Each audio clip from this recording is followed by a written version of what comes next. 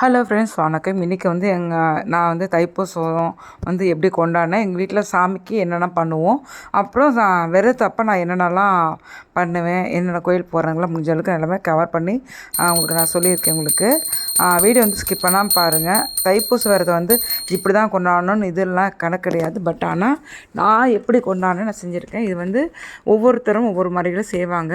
அப்புறம் ரெண்டாவது மலேசியாவில் கொண்டாடினது கூட கொஞ்சம் கிளிப்ஸ் எல்லாம் கிடச்சிச்சு, என் ஃப்ரெண்ட்ஸுங்க அனுப்பிச்சிருந்தாங்க. அப்புறம் விரதத்தப்போ என்ன மெயினாக முக்கியமாக என்ன பண்ணணுங்கிறது மெயின் என்னென்னு பார்த்தீங்கன்னா, ஒரு சாப்பாடு ஒரு 2 பேருக்கு முடிஞ்ச அளவுக்கு சாப்பாடு கொடுக்கணும், வாயில் வச்சுகளும் கொடுக்கணும். அதெல்லாமே நான் கிளிக் ஆட் பண்ணியிருக்கேன். வீடியோ வந்து ஸ்கிப் பண்ணாமல் பாருங்கள். வாங்க வீடியோக்குள்ளே போகலாம்.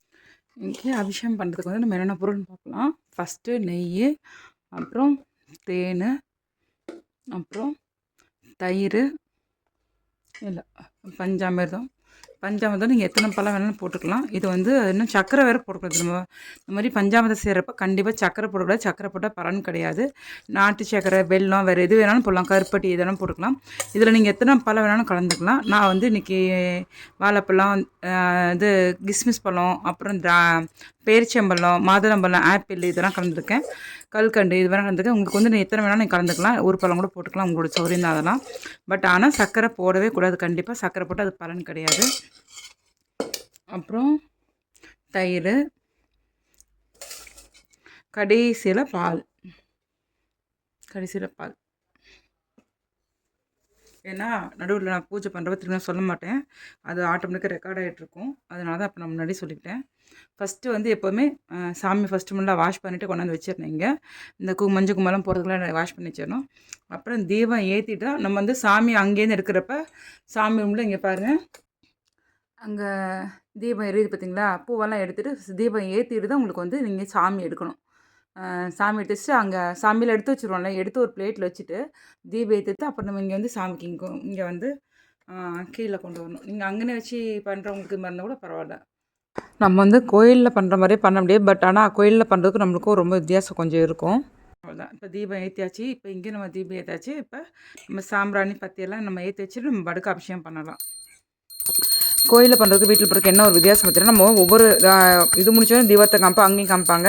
ஆனால் இப்போ நம்ம பால் இப்போ ஊற்றுறேன்னு வச்சுக்கோங்களேன், அடுத்து நம்ம தண்ணி ஊற்றிட்டு அடுத்து நம்ம பொருள் என்ன பொருளோ அது இது அபிஷேகம் பண்ணணும். ஆனால் வீட்டில் வந்து நம்ம அது மாதிரி பண்ண மாட்டோம். கோயிலில் வந்து அது மாதிரி தான் பண்ணுவாங்க. நம்ம வீட்டில் மாதிரி பண்ண மாட்டோம். ஏன்னா நிறைய விக்கிரகம் வச்சுருக்கலாம். அங்கே வந்து கோயிலில் ஒரு சுவாமிக்கு தான் பண்ணுவாங்க. நம்ம நிறைய விக்கிரகம் வச்சுக்கலாம், அந்த மாதிரி பண்ண முடியாது, கொஞ்சம் சிரமமாக இருக்கும். எல்லாம் குட்டி குட்டி விக்கிரகனால தான் நான் வீடியோ எடுத்து கடைசியில் தான் நான் பார்த்தேன், ஆஹா என்னடா வீடியோ சாமி சரியாக தெரியலையே அப்படின்னு சொல்லிட்டு நான் என்ன தான் சொல்கிறேன், ஒரு செயல் செய்ய ஆரம்பிச்சு நம்ம மறந்துடுவோம். நிறைய தடவை நான் வீடியோ எடுக்கிற மாதிரி தான். ஃபஸ்ட்டு வந்து பார்த்திங்கன்னா எப்போதுமே நெய்யில் ஃபஸ்ட்டு வந்து நம்ம சாமியை அந்த போட்டெல்லாம் கழுவிட்டு இது பண்ணி வச்சுட்டு வாஷ் பண்ணி வச்சுட்டணும். அதுக்கப்புறம் பார்த்திங்கன்னா ஃபஸ்ட்டு வந்து நீர் விட்டு எல்லாத்துக்கும் சாமிக்கு சும்மா நம்ம ஒவ்வொரு சொட்டு விட்டாவே போதும் உங்களுக்கு.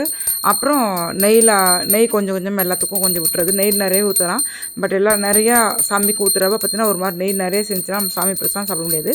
ஃபஸ்ட்டு நெய் ஊற்றிக்கிறது எல்லாம் சாமிக்கு ஊற்றிட்டு அதுக்கப்புறம் பார்த்திங்கன்னா தேனால் அபிஷேகம் பண்ணிகிட்ருக்கேன். நான் உங்களுக்கு இன்னொரு வீட்டில் வந்து என்னென்ன சாமி எப்படின்னு உங்களுக்கு எல்லாமே நான் எடுத்து காமிக்கிறேன்.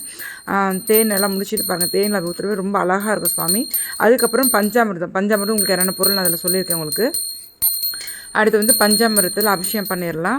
அபிஷேகம் பண்ணி முடிச்சிடும். அடுத்து தயிர் முடிச்சுட்டு அதுக்கப்புறம் பாலில் அபிஷேகம் பண்ணணும்னு வச்சுக்கோங்களேன். அதான் ஒவ்வொரு அபிஷேகம் முடிஞ்சோடனே நம்ம வந்து நீரில் கொஞ்சம் கொஞ்சம் சுவாமிக்கு அபிஷேகம் வந்து சரி வீட்டில் லென்த்தியாக போடணும், அதை காமிக்கல. நீரில் எல்லாத்துக்கும் கொஞ்சம் கொஞ்சம் அபிஷேகம் பண்ணி முடிச்சுட்டு அதுக்கப்புறம் பொருள் எடுக்க மாட்டோம், அப்படி தான் இருக்கும். இது வந்து ஒரு சலடை மாதிரி இருக்கும்போது சில்வர்லாம் ட்ரை பண்ணி இன்னும் கிடைக்க மாட்டேது, போனப்போ சைஸ் கிடைக்க மாட்டேது. எல்லாம் சாமி வச்சு பண்ணுறதுனால அடியில் இந்த சலடமாக இருக்கிறனால இந்த பால் எது ஊற்றினாலும் அடியில் போயிடும். ஆனால் அந்த பஞ்சாமிரம் மட்டும் போகாது, மேலே தான் நிற்கும். அப்புறம் லாஸ்ட்டில் பார்த்தா ஃபைனலாக பாலில் ஊற்றி அபிஷேகம் பண்ணி முடிச்சுட்டு நீங்கள் வந்து எந்த ஒரு சொல்கிறதா இருந்தாலும் நீங்கள் வந்து ஒன்று ஸ்லோகம் நீங்கள் வாயில சொல்லிக்கோங்க. இல்லை சொல்ல முடியாது கஷ்டமாக இருந்தால் நீங்கள் பக்கத்தில் நீங்கள் ஒரு எஃப்எம்மோ இல்லாட்டி ஸ்பாட்டிஃபை வச்சுட்டு இல்லாட்டி உங்களுக்கு ரெக்கார்டை ஏதோ ஒரு வீடியோ வச்சுட்டு என்ன சுவாமி இது வந்து நான் திங்கக்கிழமை பண்ணேன், தைப்பூசம் முதல் நாள் இது பண்ண அபிஷேகம், திங்கக்கிழமை பண்ணாலும் அன்றைக்கி பிரதோஷம் வரனாலும் சொல்லிட்டு பார்த்தீங்கன்னா சிவன் பாட்டு எல்லா பாட்டும் உங்களுக்கு பொறுத்த எல்லா சாமினாலும் பொதுவாக எல்லா பாட்டும் கேட்டே இருக்கலாம். சாமி பாட்டு பண்ணிவிட்டு அபிஷேகம் பண்ணுறப்ப அதோட பலன் நிறைய நல்லாவும் கிடைக்கும். இது பாருங்கள், பஞ்சாமிரதம் முடிச்சு அடுத்து தயிர், அதுக்கப்புறம் தான் நான் பாலில் ஊற்றி அபிஷேகம் பண்ணேன். ஏன்னா இப்படி கொஞ்சம் கொஞ்சம் ஊற்றினா போதும் நம்மளுக்கு. ஒவ்வொருத்தரையும் முடித்த உடனே தீபாரத்தனை காமிச்சு அதுக்கப்புறம் கொஞ்சம் நம்ம ஒவ்வொரு தண்ணி ஒவ்வொரு நிமிஷம் விட்டுட்டு அதுக்கப்புறம் பண்ணிக்கலாம். அது உங்களுக்கு அதை காமிக்கல, ஒவ்வொரு பண்ணாலும் உங்களுக்கு காமிக்கல. இது வந்து வலமுறை சங்கு. இது வந்து ராமேஸ்வரத்தில் வாங்குது. ஒவ்வொரு சுவாமியும் என்கிட்ட வந்து ஒவ்வொரு கோயிலுக்கு போன ஒரு ஞாபகார்த்தமாக டக்குன்னு எந்தெந்த கோயில் நம்ம எதுவும் சாமி வந்து இந்த விக்கிரகம்லாம் பார்த்தீங்கன்னா எப்போவுமே நான் ஒரு கோயில் போய் தான் நான் வாங்குவேன். வீட்டில் நான் தனியாக கடையில் போய் தனியாக வாங்க மாட்டேன். என்ன விஷயம்னா நம்மளுக்கு அந்த கோயில் ஞாபகார்த்தமாக இருக்கும். அந்த கோயிலோட அது எப்படி சொல்கிறது, அந்த கோயில் வந்து அந்த புண்ணிய ஸ்தலத்துலேருந்து கொண்டு வந்த ஒரு இது மாதிரி இருக்கும். அது ஒரு ஆத்ம திருப்தி எனக்கு. பாருங்கள், அபிஷேகம் பண்ணி முடிச்சு எல்லாம் விளக்கியாச்சு. விளக்கு இவ்வளோ ஏன் அப்படி பளிச்சுன்னு பார்த்தீங்கன்னா, இதுக்கு நான் ஒரு ட்ரிக்கு தனியாக சொல்லியிருக்கேன்.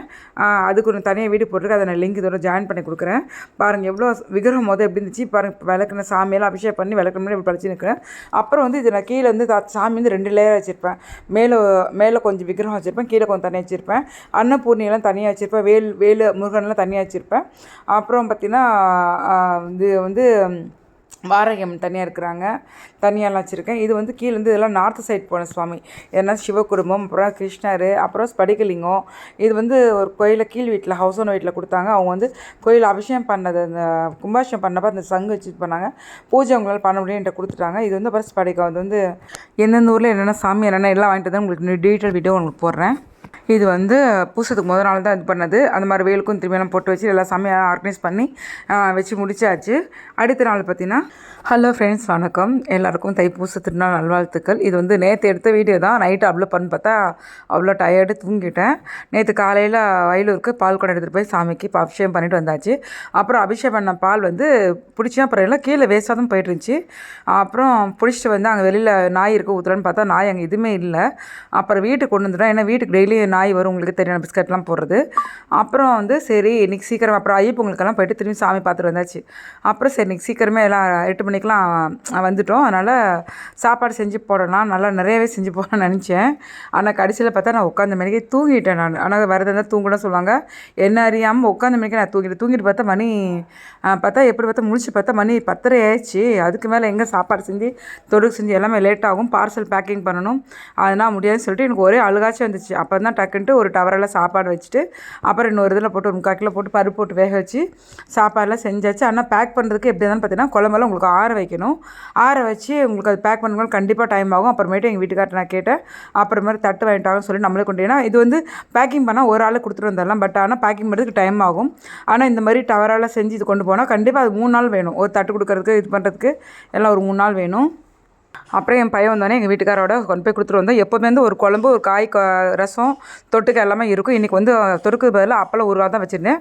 இன்றைக்கி ரசம் கூட கிடையாது. அப்புறம் கொண்டு வந்த பால் அங்கே அவங்களுக்கு அந்த வாயிலா ஜீவங்களுக்கு ஊற்றிட்டு வந்தாச்சு. நம்ம எவ்வளோ தான் விரதம் இருந்தாலும் 4 பேருக்கு ஒரு சாப்பாடு முடிஞ்ச அளவுக்கு அட்லீஸ்ட் ஒரு வாயிலா ஜீவனுங்களாச்சும் நம்ம வந்து ஒரு சாப்பாடு கொடுக்கணுங்க. இப்போ வாயிலா ஜீவனுக்கு பால் இல்லாட்டி ஒரு காக்காய்க்கு சாப்பாடு ஏதாச்சும் கொடுக்கணும். அப்புறம் வீட்டுக்கு வந்துட்டு திரும்பி எல்லாமே உங்களுக்கெல்லாம் திரும்பி பூஜைக்கெல்லாம் கொஞ்சம் சாமி புக்கெல்லாம் படித்த வெயில் மரத்தெல்லாம் படித்து முடிச்சு திரும்பி சாயந்தரம் பௌர்ணமி இது வந்து நேற்றே பண்ணியாச்சு. உங்களுக்கு அந்த வீடு தான் முன்னாடி பார்த்தது. நேற்றே சாமிக்கெல்லாம் அபிஷேகம் பண்ணியாச்சு. ஆனால் பூசம் திதியும் அப்புறமேட்டு பௌர்ணமி திதி ஒன்று வர்றப்போ உங்களுக்கு பூஜை பண்ணோம்னா, வெயிலுக்கு பூஜை பண்ணோம்னா அது வந்து ரொம்ப நல்லது. அதனால் நீங்கள் தைப்பூசம் வந்து பூசம் முடியறப்போ பௌர்ணமி ஆரம்பிக்குது இல்லையா, அதனால் அந்த இதில் சாமிக்கு அபிஷேகம் பண்ணணும், வெயிலுக்கு அபிஷேகம் பண்ணணும்னு சொல்லிட்டு தான் நான் திரும்பி வந்து அதே மாதிரி தான் பண்ணேன். இது வந்து பாருங்கள், வேறு இந்த இப்போ ஃபஸ்ட்டு பறக்க அந்த முருகர் வந்து பார்த்திங்கன்னா திருச்செந்தூரில் வாங்கினது. இது வந்து முன்னாடிக்கு பக்கத்தில் குட்டியாக இருக்கிற முருகர் வந்து நான் கல்யாணம் முடிச்சப்போ 98 நான் வாங்கினது உங்களுக்கு அது. அப்புறம் இந்த வேல் கூட பார்த்திங்கன்னா திருச்செந்தூரில் தான் கிடச்சிது உங்களுக்கு. நான் அதுக்கு அது வீடியோ போட்டிருந்துருப்பேன் உங்களுக்கு. அப்புறம் இது மாதிரி வீட்டில் திரும்பி எல்லாமே அதே மாதிரி அபிஷேகம் பண்ணிவிட்டு திரும்பி அதுக்கப்புறமேட்டு உத்திர நட்சத்திரம் இந்த பௌர்ணமி பூஜை இல்லையா, அதனால் ஐயப்பங்களுக்கு வேகமாக போனேன். அங்கே வந்து பௌர்ணமி பூஜை அப்போ ரொம்ப நல்லாயிருக்கும். எப்போதுமே தீர்த்தம் உட்காந்து பூஜை பண்ணிவிட்டு தீர்த்தம் தெளித்து அதுக்கப்புறம் தீபார்த்தனை காமிச்சிட்டு அப்புறம் குங்குமம் கொஞ்சம் ஒரு காசு கொஞ்சம் பூவெல்லாம் கொடுப்பாங்க. அதை நான் எப்போவுமே மிஸ் பண்ண மாட்டேன். ஆனால் இந்த வரைக்கும் நான் வேல் பூஜை பண்ணுறதுனால கண்டிப்பாக மிஸ் பண்ணேன்னு தோணுச்சு. அதனால் எங்கள் வீட்டுக்காரர் வேகமாக போங்க, நீங்கள் போயிட்டு வாங்கன்னு சொல்லி அனுப்பிச்சி அப்புறமேட்டு நான் போனால் பூஜை முடிஞ்சிச்சு. ஆனால் பூஜை முடிஞ்சோடனே எப்போவுமே பூவும் குங்குமம் அங்கேயே தான் இருக்கும் உங்களுக்கு. அப்புறம் அவங்க போய் நான் அதை வாங்கிட்டு அப்புறம் எங்கள் வீட்டுக்காரங்க வந்து காசு கொடுத்தாங்க. அதை நான் கொண்டாந்து சாமிகிட்ட வச்சுருக்கேன். இப்படி தான் நான் சாமிகிட்ட வந்து சில்லற காசில் இருக்குது பார்த்தீங்களா, அதெல்லாம் சேர்க்குறதே மாதிரி தான். எப்போதுமே நம்ம எவ்வளோ ஒரு விரதம் இருந்தாலுமே ஒரு 4 பேருக்கு ஒரு சாப்பாடு கொடுத்தா ரொம்ப ரொம்ப ரொம்ப நல்லதுங்க. உங்களுக்கு அது கஷ்டமாக இருக்குங்களா, அதெல்லாம் முடியாதம்மா நீங்கள் என்ன எப்படி சொல்கிறீங்க அப்படின்னு நினைக்காதீங்க. அட்லீஸ்ட் ஒரு வாயில் சிவனுக்கு ஒரு பிஸ்கட்டோ ஒரு பாலோ இல்லாட்டி காக்காய்க்கு ஒரு 4 பேருக்கு சோறோ ஏதோ ஒன்று வச்சுக்கலாம். காக்கா கூட மிக்சர் கூட வாங்கி கூட போடலாம், ஏதோ நம்மளால் முடிஞ்சது. அதே மாதிரி தான் அந்த சாமிக்கு அபிஷேகம் எப்படி பண்ணதுன்னு சொல்லிட்டு அதே மாதிரி தான் இதுக்கும் நான் பண்ணது. இது வந்து என் வாழ்க்கையில் உணர்ந்து அனுபவித்தது. இது வந்து நான் ஆரம்பத்திலே அப்படி நான் கஷ்டப்படுற காலத்தில் இதே மாதிரி தான் நல்லபடியாக செஞ்சு தான் அட்லீஸ்ட் என்னால் முடிஞ்சு ஒருத்தருக்குனா சாப்பாடு போட்டுவோம். இது மாதிரி போட்டு கொடுத்து இப்போ நல்லபடியாக இருக்கிறோம். 2வது பார்த்திங்கன்னா, எப்போவுமே நான் சாப்பாடு கொடுக்குறப்ப நானும் வீடியோ எடுக்கணும்னு நினைப்பேன். எல்லாருமே போகிறாங்க, எதுக்கு பெருமை காமிக்கிறது கிடையாது. இது வந்து எப்படின்னா, ஒரு செயல் நம்ம செய்கிறது பார்த்தாலும் இன்னொருத்தவங்க செய்வாங்கன்னு சொல்லிட்டு பாருன்னு நினைப்பேன். ஆனால் எனக்கு என்னடா, நான் இங்கே வீட்டில் செஞ்சது தான் வீடியோ எடுப்பேன். அங்கே போய் கொடுக்குறப்ப எனக்கு வீடியோ எடுக்கிறது மனசே வராது. ஏன்னா நம்ம சாப்பாடு கொடுக்குறதுல நம்ம கவனம் போயிடும், மறந்துடும் நானும். அது கடைசியில் பார்த்தீங்கன்னா அந்த வாயில்லா ஜீவனுக்கு நான் முன்னாடி நாயின்னு சொல்லிப்பேன், மன்னிச்சுக்கோங்க. வாயில்லா ஜீவனுங்க, அறிவுள்ள ஜீவனுங்க, நன்றியுள்ள ஜீவனுங்க சொல்லலாம். அதுங்களுக்கு அப்புறம் பால் ஊற்றினப்போ தான் டக்குன்னு நான் ஒரு நிமிஷம் செல்லை நான் வீட்டில் வச்சுட்டு வந்துட்டேன் நான். ஏன்னா நம்ம சாப்பாடு கொடுக்குறப்ப அவங்கள்ட்ட நம்ம எப்படி போய் வீடியோ எடுக்கிறது, கொடுத்துட்டே வீடியோ எடுத்தோம்னா அவங்களுக்கு ஒரு குற்ற உணர்ச்சியாக இருக்கும். ஒரு மாதிரி வாங்குறதுக்கோசம் தான் இவங்க வீடியோ எடுக்கிறதுக்கோசம் தான் கொடுக்குறாங்க போல நினைப்பாங்க. ஆனால் நானும் ஒவ்வொருத்தரையும் நினைப்பேன், வீடியோ எடுத்து போடலாம், வியூஸ் நிறைய போகும், எல்லாருமே பார்த்து திருந்துவாங்க, அதாவது செய்யாதவங்க கூட திரும்பி செய்வாங்க இதை பார்த்துட்டு. ஏன்னா ஒருத்தவங்க செஞ்சால் நம்மளும் திரும்பி எல்லாமே செய்வாங்க இல்லையா, நல்லதாக இருந்து கெட்டதான் சரி நம்ம பண்ணுவோம். அதனால தான் அதுக்கோசரம் நினைப்பேன். பட் ஆனால் அங்கே போன எனக்கு மனசு மாறிடுங்க, எனக்கு எடுக்க முடியாது. அதேமாதிரி காலையில் வயலூர் போனப்போ அதேமாதிரி எடுக்கவே இல்லை. ஏன்னா பால் கூட எடுத்துகிட்டு போனால எடுக்க இது வரல. நான் செல்லை பேக்லேயே வச்சுட்டேன், வண்டியில் வச்சுட்டேன், அதனால் எனக்கு எடுக்கல நான். அதே மாதிரி தான் இப்போ இது பாருங்கள் சாமிக்கு அதுக்கப்புறம் ஒரு வழியாக சாமி கிளம்பி அலங்காரம் பண்ணிட்டு, எனக்கு இது ஒரு பழக்கம் எப்போதுமே ஆரம்பத்துலேருந்து. எப்படி குழந்தைங்களுக்கு அழகு பண்ணிட்டு பார்த்துட்டு நம்ம எல்லாம் திரும்பி அடிக்கடி எடுத்து பார்த்து ஃபோட்டோ எடுத்துக்கிறதுல இது வந்து இப்போ மட்டும் இல்லை, நான் எப்போதுமே சரி சாமிக்கு இந்த மாதிரி அலங்காரம் பண்ணேன்னா இது வந்து கொஞ்சம் கம்மி தான், அலங்காரம் கம்மி தான். என்னடனா இங்கே சாமி கும்பிட்டு முடிச்சுட்டு திரும்ப அப்போ நான் ஐயப்பங்களுக்கு போகணும். அதான் சொன்னேன், போயிட்டு உங்கள்கிட்ட அங்கே பூஜை முடிஞ்சிச்சுன்னு சொல்லிட்டு அதனால் வேகமாக சாமி கும்பிட்டு விரும்பி எடுத்து போய் அலங்காரம் பண்ணுறப்போ கையோடய நான் வந்து வீடியோ எடுத்துருவேன். வீடியோ எடுத்து சும்மா பார்த்து ரசிட்டே இருப்பேன் நான். உங்களுக்கு இது மாதிரி பழக்கம் தான் நீங்கள் கமெண்ட் பண்ணுங்கள். நீங்கள் முன்னோட வீடியோஸ் கூட பார்த்துருப்பீங்க. நான் எப்போவுமே சரி பேக் பண்ணுறதெல்லாம் உங்களுக்கு காமிச்சிருப்பேன். அதில் என்னென்ன வைக்கிறேன் என்னென்னு பேக் பண்ணிவிட்டு திரும்பி பார்த்தீங்கன்னா, ஆனால் பேக் பண்ணுறப்ப நீங்கள் பார்த்தீங்கன்னா நம்ம ஒரு அளவு தான் அப்போ பேக் பண்ண, அதுக்கு மேலே நம்ம வைக்க முடியாது, சாப்பாடில் வைக்க முடியாது. ஆனால் நீங்கள் வந்து அதே நீங்கள் நேரில் கொண்டு கொடுக்குறப்ப பார்த்தீங்கன்னா ஒருத்தவங்க எக்ஸ்ட்ரா வாங்கிக்காங்க. ஒரு 30 பேர் நம்ம ஒரு 50 பேருக்கு நம்ம செஞ்சு போகிறோம்னா ஒரு 40 பேர் தான் கொடுக்க முடியும். சரிங்க, அது ஒரு 30 பேர் தான், 32 பேர் தான் வந்துச்சு. ஏன்னா பிளேட் 50 பிளேட் கொண்டு போயிருந்தோமா. பத்துமலை முருகனுக்கு வரணும், ரொம்ப பிரசித்தி பெற்றது பாருங்கள். அங்கே உள்ளது, அங்கே நம்ம ஃப்ரெண்ட்ஸ் நிறைய பேர் இருக்கிறாங்க, அவங்க எனக்கு ஷேர். இது பாருங்கள், இது வந்து மலேசியாவில் பார்த்தீங்கன்னா KTM அந்த இடத்துலேருந்து 10 கேஸ்க்கு வந்து ஃப்ரீயாகவே ட்ரெயின் விட்டுருக்காங்க பாருங்கள் நிறைய. அப்புறம் பார்த்தீங்கன்னா பாலபிஷேகத்துக்கு பார்த்தீங்கன்னா பால் கூட கொண்டு போகிறாங்களா, அவங்களுக்குலாம் ஃப்ரீயாகவே பால் தராங்க. இதெல்லாம் ஒரு தொண்டு மாதிரி நிறைய செய்கிறாங்க. நம்ம தமிழர்கள் பார்த்தீங்கன்னா அதான் நம்ம கும்புறதுல அங்கே அதிகமாக கும்புறாங்கன்னு கூட சொல்லலாம், அது தப்பு கிடையாது. பட் என்ன பாருங்கள் எவ்வளோ கும்பல் பாருங்கள், அந்த ஃப்ரீ ட்ரெயின் விட்டுருக்காங்க, அவ்வளோ கும்பல் அங்கே இருக்காங்க, அவ்வளோ மக்களும். அங்கே மலேசிய தமிழ் வாழ் மக்கள் எல்லாமே உங்களுக்கு மலேசிய தமிழ் வாழ் மக்களும் இல்லை, அங்கே உள்ள மலேசிய மக்கள் கூட பாருங்கள் எல்லாமே அந்த 10 கேஸ் பொறுக்கி எவ்வளோ ஒரு ஆர்வமாக தைப்பூசம் கொண்டதுக்கு இவ்வளோ ஆர்வமாக இருக்காங்க பாருங்கள். ரொம்ப மெய் சிலிர்க்குது. இதெல்லாம் பார்த்தீங்கன்னா முருகன் பார்த்தீங்கன்னா இன்னும் பெருகிட்டே தான் போகிறாரு, மக்கள் தொகை பெரிய தான் முருகன் கும்பிட்றதுக்கு. இது என்னென்னு பார்த்தீங்கன்னா தேர், வந்து தைப்பூசத்து அன்னைக்கு நடந்த தேர். இது எல்லாம் உங்களுக்கு மொத்தம் முன்னாடி நடந்தது பின்னாடி எல்லாத்தையும் உங்களுக்கு சேர்த்து ஷேர் பண்ணிடுறேன். இந்த தேர் பார்த்தீங்கன்னா நம்ம ஃப்ரெண்டோட, அவங்க பேர் வந்து மாலினி, அவங்க வீட்டுக்காரங்க தான். அவங்க எப்போவுமே தேர் இழுப்பாங்க வருஷம் அந்த பத்துமலைக்கு முருகனுக்கு அந்த தேர் ஓட்டுறது வந்து அது ஒரு பெருமையோட நம்ம நினைக்கலாம் இல்லையா, ஒரு பாக்கியமாக நினைக்கலாம். அந்த தேர் பாருங்கள், இங்கே அவங்க மட்டும் தான் அது ஓட்டுவாங்க, எப்போ வருஷம் தவற முட்டுவாங்க. அவங்க எனக்கு அமிச்ச வீடியோ தான் இது பாருங்கள். அங்கே நம்மள மாதிரி எல்லாமே தேங்காய் உடைக்கிறாங்க பாருங்கள். ரொம்ப எப்படி சொல்கிறது, மலேசியா போக முடியலனாலும் பாருங்கள் இந்த டைமில் போக முடியாது கண்டிப்பாக. நம்ம இங்கே இருக்க பக்கத்தில் திருச்செந்தூர் கூட நம்மளால் போக முடியல, ஏன்னா கும்பலை பார்த்து பயந்துட்டு நிற்கிறோம். அங்கே பார்த்திங்கன்னா எவ்வளோ பாருங்கள் தேர் எவ்வளோ அழகாக இருக்குது பார்த்தீங்களா, மேலே பூ போடுறாங்க, பார்க்குறக்கே கண் கொள்ளா காட்சியாக இருக்குது. அப்புறம் பார்த்தீங்கன்னா இன்னும் இது மட்டும் இல்லாமல் அப்புறம் தேர் கடைசியில் உள்ளே போகிறது, அது அந்த வீடியோ உங்களுக்கு காமிச்சிருக்காங்க. எனக்கு காமிச்ச வீடியோஸும் உங்களுக்கு நான் ஷேர் பண்ணியிருக்கேன். இது தேர் புறப்புறது, ஃபஸ்ட்டு தேர் புறப்புறப்போ உங்களுக்கு பூ போட்டு வாழ்த்திட்டு அனுப்பிடுறாங்க. ஒரு ரவுண்டு சுற்றிட்டு வந்துடும். உங்களுக்கு எந்த வழியாக போகுதுன்னு எனக்கு தெரியல, உங்களுக்கு நான் அப்புறம் கேட்டு உங்களுக்கு அதில் ஷேர் பண்ணுறேன். இப்போ வந்து இன்னொரு பார்த்திங்கன்னா இப்போ தேர்லாம் சுற்றி முடிச்சு வந்து உள்ளே தேருக்குள்ளே போகுது. ரொம்ப அழகாக இருக்கும் பார்க்குறதுக்கே. பார்த்திங்கன்னா இது வந்து நைட்டுக்கு எடுத்து அனுப்பிச்சிருப்பாங்க ஒரு வீடியோ, அது எனக்கு இல்லை இப்போ, அது காண மிஸ் ஆகிடுச்சு. அது அவ்வளோ இந்த நைட்டில் இந்த லைட்டிங் கொண்டு பார்க்குறப்ப ரொம்ப அழகாக இருக்கும். அந்த 10 கேஸே பார்த்திங்கன்னா ரொம்ப அழகாக இருக்கும். முருகர்லாம் பார்த்திங்கன்னா ரொம்ப அழகாக தெரிவார், எவ்வளோ வர்ணிச்சாலும் சொல்ல முடியாது. இந்த வீடியோ என்னென்னு பார்த்தீங்கன்னா, இது வந்து எனக்கு வந்து இன்னொரு பொண்ணு வந்து மலேசியா ஷேர் பண்ணிச்சு, ஃபேஸ்புக்கில் ஷேர் பண்ணிச்சு.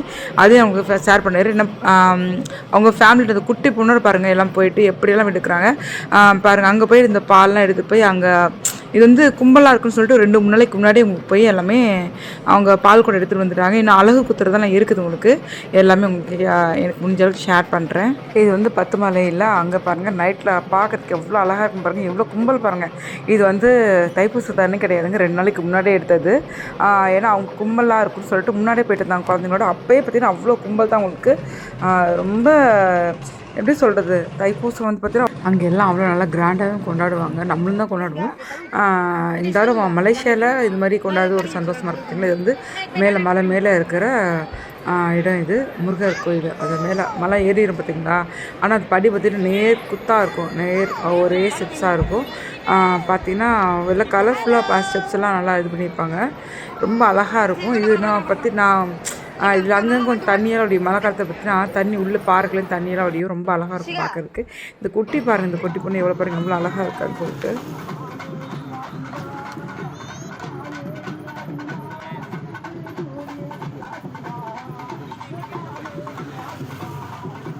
பாருங்கள் எப்படி நடந்து வராங்கன்னு பாருங்கள். சின்ன குழந்தைங்க கொண்டு நடக்க வச்சு கூப்பிட்டு வந்துருக்காங்க. நிறைய பேர் இதுக்கு வேண்டுதலாகவே வச்சுருக்காங்க. இதெல்லாமே நம்மளும் தான் அந்த மாதிரி செய்வோம். அப்புறம் பார்த்திங்கன்னா இன்னும் பக்கத்தில் உள்ள அந்த 10 கேஸ் பக்கத்தில் சுற்றி இருக்கிறது கூட பார்த்திங்கன்னா கோயிலில் ஒரு அனௌன்ஸ்மெண்ட் பண்ணிகிட்டு இருப்பாங்க. ஆனால் முழுசாக அது எனக்கு வரல. அந்த 10-11 2 நாளைக்கு வந்து சுற்றி இருக்கிற மக்களுக்குன்னு சொல்லுவாங்க. இது வந்து கொஞ்சம் கொஞ்சம் ஃபோட்டோஸ். இது பாருங்கள் மலை, இது தேர் நடுவில் எடுத்தது, ரொம்ப சூப்பராக அருமையாக இருக்குது. இது அவங்க அனுப்பிச்சுட்டு எனக்கு ஃபோட்டோஸ் எல்லாமே. லைட்டிங் தான் ரொம்ப நைட்டு பார்த்து ரொம்ப சூப்பராக இருக்குது. இந்த குழந்தை பாருங்கள் அழகாக முருகர் மாதிரியே இருக்குது, அழகாக குட்டியாக மயில் பக்கத்தில் ஒரு ஸ்டாச்சு பக்கத்தில் உட்காந்துச்சு. இது மலையின் மேலேருந்து பார்க்குறதுக்கு இது அவ்வளோ அழகாக இருக்கும். ஆக 10 மற்றும் 11 பிப்ரவரி 2025 இந்த 2 நாட்கள் முழுவதுமே கிள்ளார் பள்ளத்தாக்கில் இருக்கக்கூடிய அனைத்து இது வந்து மலை மேலே இருக்கிற முருகனோட அலங்காரம். இப்போ இதை அனௌன்ஸ்மெண்ட் சொல்கிறாங்க பாருங்கள். அவ்வளோதான், வீடியோ இதை முடிச்சுக்கிறேன். அப்புறமேட்டு பார்த்தீங்கன்னா இன்றைக்கி பௌர்ணமினால் திருப்பதி கருட சேவை இருக்குது. அவ்வளோதான். இந்த வீடியோ பிடிச்சதா லைக் பண்ணுங்கள், ஷேர் பண்ணுங்கள், சப்ஸ்கிரைப் பண்ணுங்கள். Please subscribe, like and share friends.